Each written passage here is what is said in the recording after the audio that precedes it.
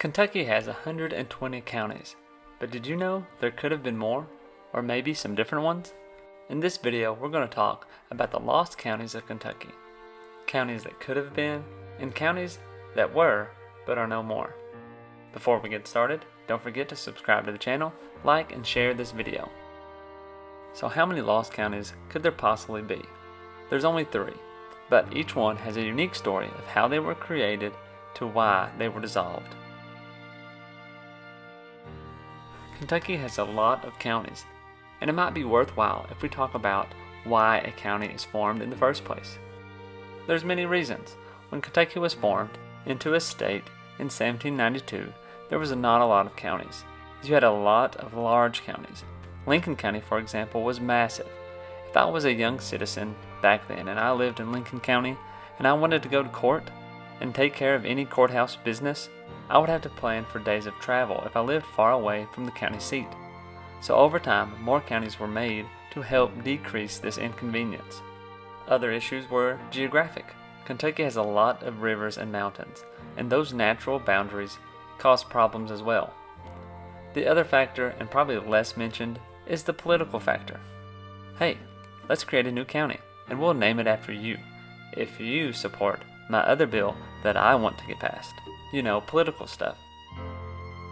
Now let's start with the most known of these lost counties, Beckham County. Beckham County was created and effective on February 9th, 1904. It was to be taken from Carter County. It was named after current Governor John Beckham, and the county seat was to be Olive Hill. Or should I say the county seat was Olive Hill.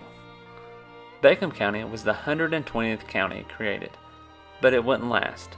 The county was dissolved on April 29, 1904. A side note, the county was going to be named Goble County in honor of William Goble, the 34th governor of Kentucky who was assassinated in 1900. Now, let's get into why Beckham County no longer exists. On February 9, 1904, the county existed and people got marriage license and postal services were operating. Then came a lawsuit. C.V. Zimmerman filed a lawsuit against Beckham County. He claimed that under the 1891 Kentucky Constitutional Amendment that the creation of Beckham County was unlawful. He claimed the creation of the county made other counties less than 400 square miles of land. Beckham County was also less than 400 square miles. Carter County then joined the lawsuit. They claimed that Beckham County's border was too close to their county seat and too close to Lewis County's county seat. This went against the 10-mile minimum. Carter County also said the creation of Beckham County affected their tax revenue. All these reasons forced the legislature to dissolve the county on April 29, 1904, which, rightfully so. If you made rules on how to form a county and then you go against them, you kind of put yourself in a corner. Some other details about Beckham County goes as follows. Beginning on 3 Black Oaks by the county, or Old State Road, the corner of John Reed's and Wilburn Halls and Marion Oldfield's lands, begin 10.5 miles by survey from Grayson, the present county seat of Carter County, Kentucky. I'm not going to read all those details. If you're interested, you can find boundary lines, districts, offices, and more on the Kentucky Secretary of State website. And that's the story of Beckham County. It lasted a total of 80 days. But for our list today, it is the only county that actually became a county. Our next lost county of Kentucky is Zalikoffer County. Surely you know about the Civil War, but did you know about the Civil War Confederate Brigadier General Felix Zalikoffer? But you didn't know the county was named after him. And then why would they name a county after a Confederate officer? They lost. During the Battle of Mill Springs, Zalikoffer was shot and killed. The battle took place on January 19, 1862, and 9 days later, the Confederate state of Kentucky met in Bowling Green, and they created Zalikoffer County in the general's honor. But they didn't really create a county, they renamed a county. Their act changed the name of Wolfe County to Zalikoffer County. So what happened to Zalikoffer? Well, when you're a rebellious government and you end up on the losing side of the conflict, all the acts, procedures, official orders you created become void. The only thing existing with a Zalikoffer County on it is the act of creating the county, which goes as follows.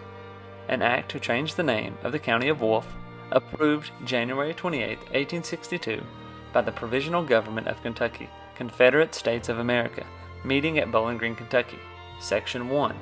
Be it enacted by the Council of the Provisional Government of the State of Kentucky that the name of the county of Wolf in this state be changed to that of Zalikoffer, and that the said county shall hereafter be known by the name of Zalikoffer. It's kind of like they needed something to do and sound official, so they changed the name of the county. Now our last lost county is Henrietta County. On January 26, 1867, the Kentucky General Assembly passed an act to establish the county of Henrietta.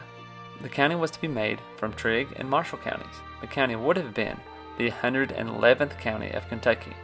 Again, here's the act the legislatures passed. Chapter 1131, an act to establish the county Henrietta, approved January 26, 1867. Be it enacted by the General Assembly of the Commonwealth of Kentucky. Section 1.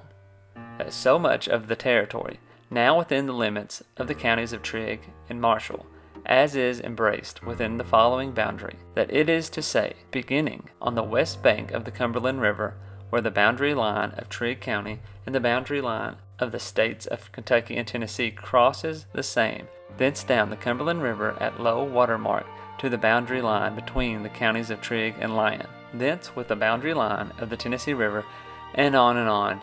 You can read all of this on the Secretary of State's website. This seems like a legit county creation. So what happened? After the General Assembly voted to create the county, the decision went to the people.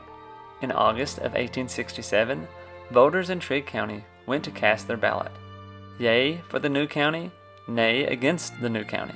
With 1,259 total votes cast, only 579 voted for the new county. That's a close 46% of the vote. But 680 voters said no, and that's where Henrietta County died. There is still a mystery out there about Henrietta County. Who was it named after? We've not found a hint of documentation.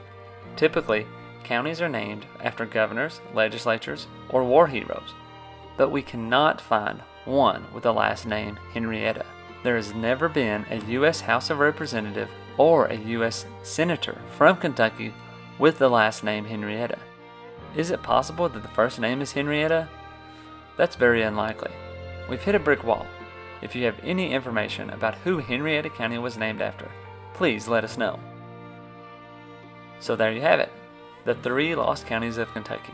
A county that was made, but then dissolved, a county that never was, and a county that almost was.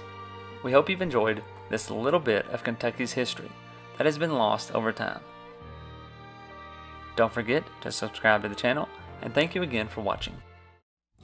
Don't forget to try out audibletrial.com/KYHistoryPod to get a free book of your choosing. If you'd like to support the channel, check out our Patreon page at patreon.com/KYHistoryPod. Like, subscribe, and hit the notification button for more Kentucky history content. Find us on these social media platforms, and check out the Kentucky History Podcast on these podcast platforms for more in-depth history of Kentucky. Thanks for watching, and we'll see you next time.